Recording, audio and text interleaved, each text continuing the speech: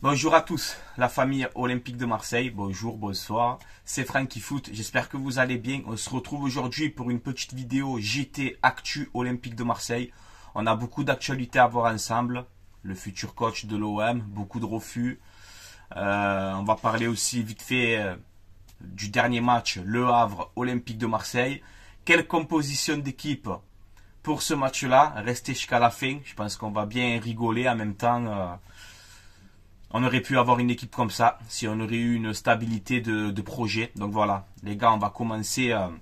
Avant d'attaquer ce JT, j'ai fait un live cet après-midi sur ma chaîne YouTube, Francky Foot Débrief, un live sur eSport FC24, le jeu de ballon là. Et peut-être que je vais me lancer un petit peu aussi dans le gaming, voilà, faire des carrières avec l'Olympique de Marseille, faire du gameplay. Donc voilà, on est en train de voir tout ça avec mon collègue Mendes, que je dédicace. Voilà, peut-être que des fois il va y avoir des petits lives un peu de jeux vidéo comme ça pour passer un bon moment, pour délirer, échanger avec vous. Il y a le chat en direct donc vous pouvez parler. Voilà, on peut communiquer tranquille ensemble en live et tout. Peut-être qu'on va se lancer dans ça aussi un petit peu, mais bon, on verra bien. Voilà les gars, on commence ce petit JT Actu OM. Le bilan de l'Olympique de Marseille à l'extérieur cette saison, c'est catastrophique. 2 victoires, 5 nuls, 9 défaites, 17e au classement à l'extérieur. Voilà, donc c'est catastrophique.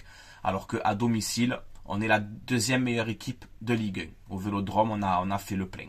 Sauf la défaite contre Paris, mais au Vélodrome, on a été très très bon. On a une déclaration de Jean-Louis Gasset qui te dit je dirais au président les gens qui méritent de rester à l'OM.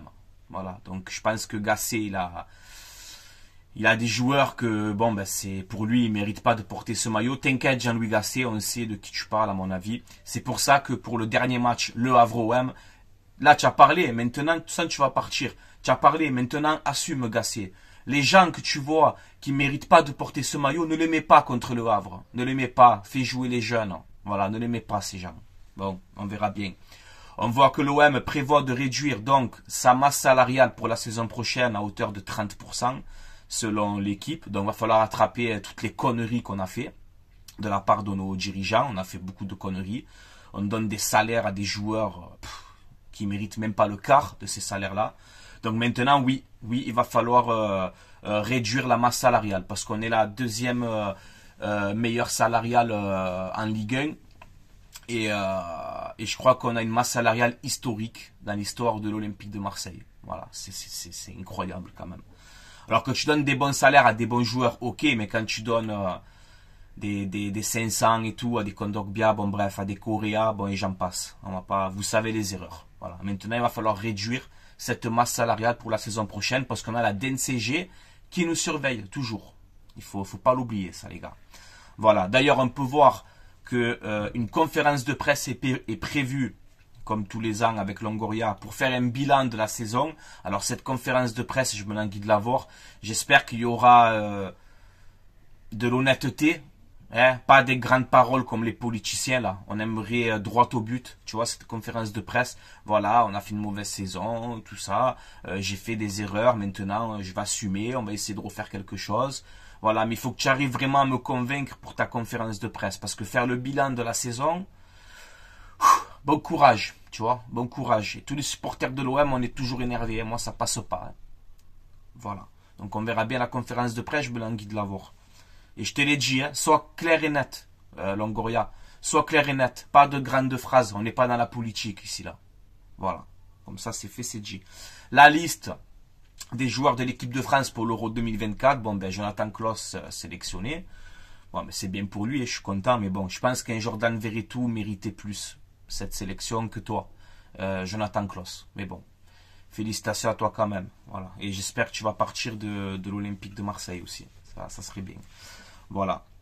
On a Daniel Riolo qui, encore une fois, défonce Faris Moumbagna. Daniel Riolo, journaliste d'RMC.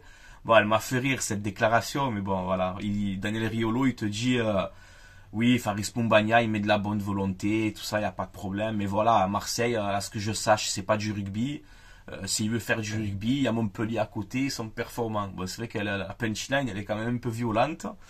Mais bon, ça, Daniel, laisse-le à Faris, tu t'arrêtes pas avec lui. Je sais pas ce qu'il t'a fait, tous les deux, là, mais On dirait, c'est pas possible tous les deux là. Scène de ménage, scène de ménage.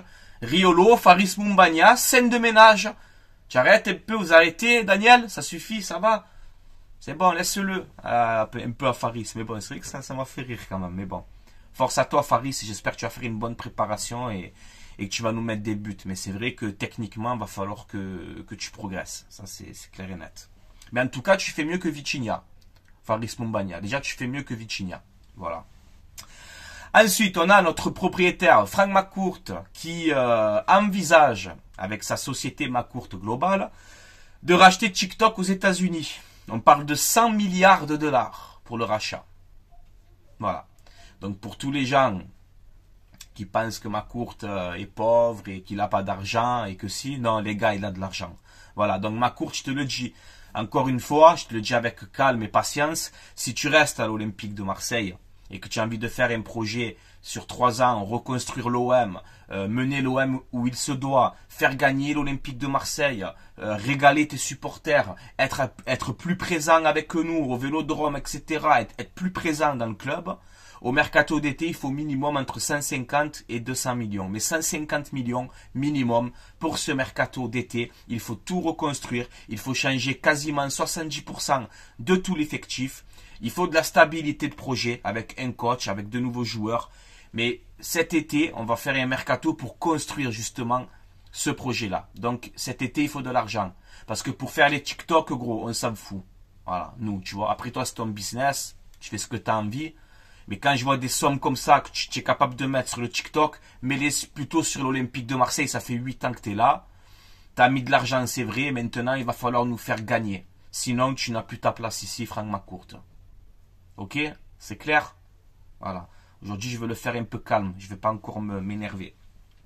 On va parler un petit peu de Mercato. On peut voir que l'OM souhaite conserver Balerdi. Alors, on sait que Balerdi est demandé par beaucoup de clubs. Pour moi, c'est la plus grosse valeur marchande de ton club aujourd'hui. Donc, Balerdi, ça va être dur de le garder, surtout que si tu n'as pas de Coupe d'Europe à la fin, etc., ça va être dur de garder Balerdi, mais l'OM aimerait le conserver. C'est déjà bien. On va voir s'il va rester ou pas. En tout cas, je souhaite que Balerdi reste avec nous, les gars. Je souhaite. Mais bon, on verra bien cet été. On peut voir que Aubameyang, bon ben pareil, hein, meilleur buteur de l'OM, 29 buts, toutes compétitions confondues, une saison incroyable. Il a 34 ans ou 35 ans, je crois.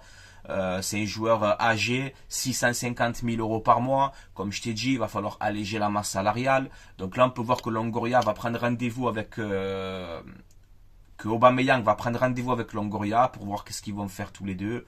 Est-ce que Aubameyang va continuer avec l'Olympique de Marseille? Bon, ben on verra bien. C'est ce que j'aimerais en tout cas. Mais je te prends un exemple. Si demain tu as l'Arabie Saoudite, ils posent entre 15 et 20 millions sur Aubameyang. Malheureusement, les gars, à contre-cœur, on sera obligé de le vendre. Gros salaire, 35 ans, invendable sur le marché par rapport à son âge et tout. Tu peux pas en tirer des millions. Donc ça aussi, ça va être un gros chantier, le cas Pierre-Emerick Aubameyang cet été. Voilà, ça va être compliqué. On verra bien. On peut voir que l'OM aussi espère prolonger Luis Enrique. Voilà, des discussions ont eu lieu là récemment. Donc oui, je suis pour la prolongation de contrat de Luis Enrique. Voilà, j'aimerais qu'il reste avec nous. Ensuite, on peut voir que Jean Onana, c'est terminé. Il va retourner à Beşiktaş. Il était juste prêté avec une option d'achat non obligatoire de 4 millions d'euros. Donc Onana, j'ai rien contre toi, mais merci pour rien. Et voilà, c'est quoi, il faut qu'on passe au-dessus. Vite. Voilà, il faut qu'on passe au-dessus. On doit avoir une meilleure équipe que ça, quoi. Faut arrêter un petit peu les délires. Correa aussi, c'est terminé. Retourne à l'Inter. Toi, été 450 000 euros par mois était tatouage, là. Retourne à l'Inter. Ensuite, Pape Gay aussi, il va partir libre. Voilà, il y aura un gros ménage cet été. Concernant les coachs, les gars, alors, je vous ferai des vidéos mercato et tout, quelle équipe de l'OM pour la saison prochaine, quelle recrue, etc. Mais j'attends de savoir le coach. Quand on va savoir le coach de l'Olympique de Marseille, on pourra se projeter sur ces vidéos comme ça, quel dispositif pour la saison prochaine, quel mercato. Mais là, tant que je ne sais pas le coach, les gars, j'ai pas commencé à inventer, il faut déjà savoir qui entraînera l'OM la saison prochaine. Et après, vous inquiétez pas, on fera tout ce qu'il faut pour donner notre avis. Mais on peut voir que l'OM est parti à Porto jeudi dernier pour rencontrer Sergio Conceição, l'entraîneur de Porto, un entraîneur que j'aime beaucoup, mais apparemment Conceição aurait refusé. Ben, tu n'es pas qualifié en Ligue des Champions, donc voilà. Apparemment Conceição, c'est cuit. Fonseca, pareil, on nous dit qu'apparemment le Milan nous a doublé pour Paulo Fonseca, et là on te dit que Fonseca doit prendre sa décision lundi. Il y a toujours peut-être un petit espoir côté Olympique de Marseille. Donc on verra bien le dossier Fonseca.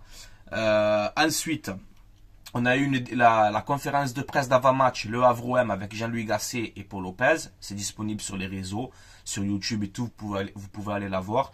Mais Jean-Louis Gasset, voilà, il fait comprendre que l'OM, à la fin de ses fins, après le Havre, j'arrête, c'est fini. Voilà, il a dit c'est ma dernière expérience dans le foot. Il remercie l'OM, il remercie les supporters. Donc voilà, on sait que Gasset, en tout cas, ne sera plus l'entraîneur. Et je tenais encore une fois à te remercier, Jean-Louis Gasset, d'être venu chez nous à ton âge, d'avoir une pression comme ça à l'OM, surtout cette saison.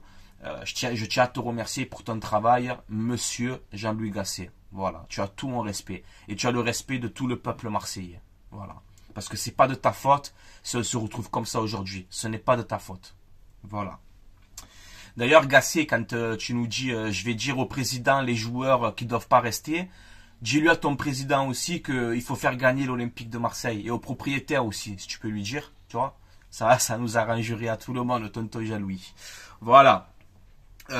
Ensuite, de quoi je voulais vous parler. Donc moi, voilà, si tu n'as pas de Coupe d'Europe, si tu dois construire 3 ans ou 4 ans avec un coach sur la durée, construire un groupe, construire un effectif, tu pourras pas attirer grand nom s'il y a toujours ma courte ici. Ne croyez pas que tu vas attirer les Zidane et je sais pas quoi. Faut arrêter d'inventer les délires. Moi, cette vente OM, tu le sais. Je vous donne crédit jusqu'au mois d'août. Après, c'est terminé. Ne me parlez plus de vente OM. On parlera quand ça sera fait officiellement.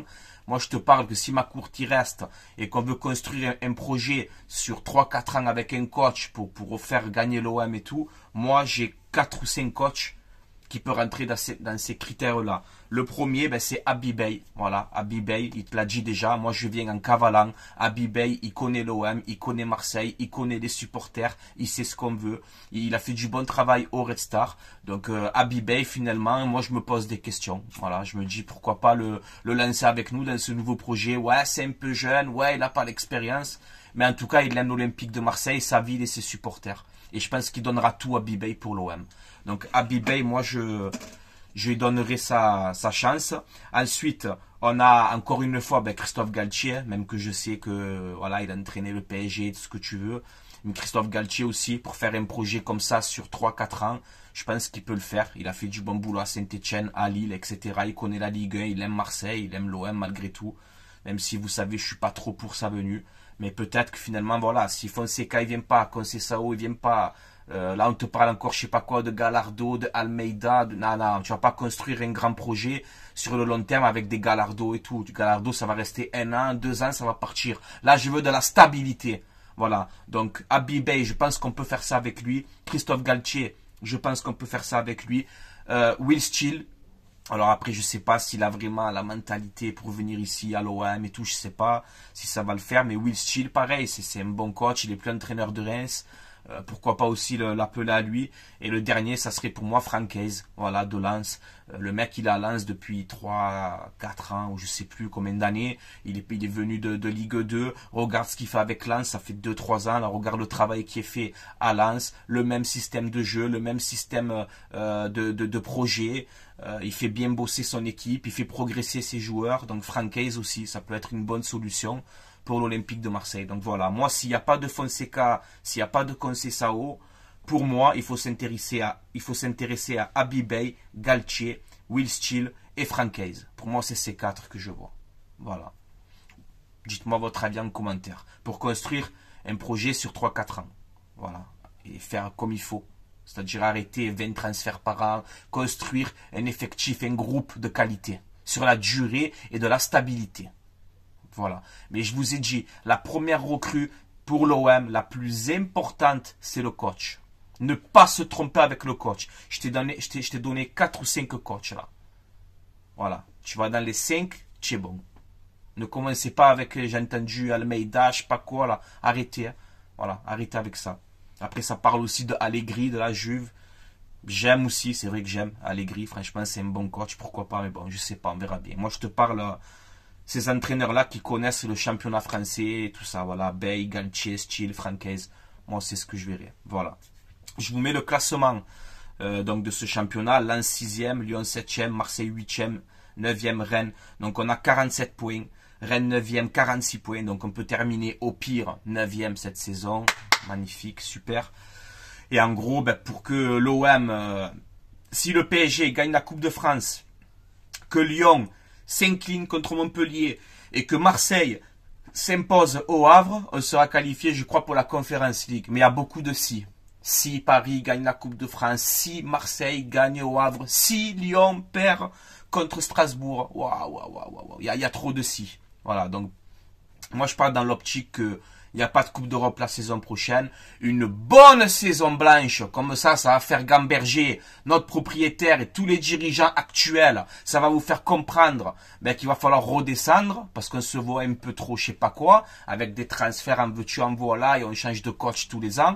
Je pense qu'une bonne saison blanche, pour tout bien reconstruire, avec un coach sur la durée, des joueurs sur la durée, un mercato sur la durée, de la stabilité de construction d'effectifs, je pense que ça c'est un mal pour un bien, peut-être. Et avec l'argent de ma courte, s'il reste, il faut au moins entre 100 et 150 millions.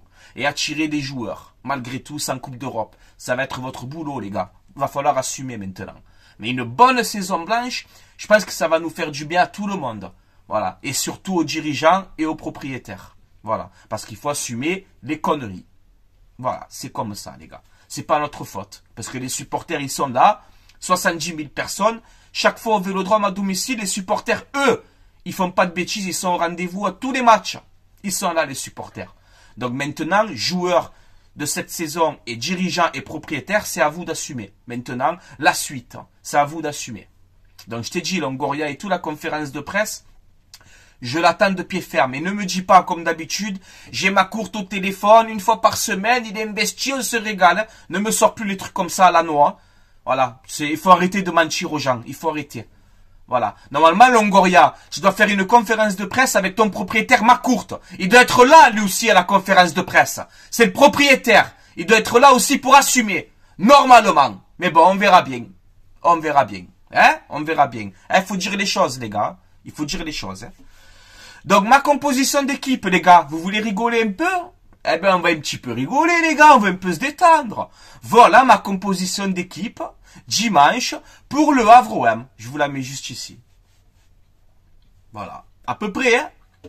Eh oui, les gars. Si on aurait eu de la stabilité de projet, de construction d'effectifs, de pas changer de joueur tous les ans. Quand on me dit, ouais, Francky, on peut pas signer Sanchez et Aubameyang les deux pour le salaire, c'est pas possible. Non, c'est pas vrai. 450 000 à Correa, 500 000 à Kondogbia, je leur ai donné à Sanchez, moi. Oui, on aurait pu le faire, oui. Si on aurait eu de la stabilité de projet, on aurait pu avoir une équipe comme ça demain, au Havre. Si on aurait eu de la stabilité de projet. Voilà. Ça fait mal de voir ce 11, hein. Moi, ça me fait mal, hein.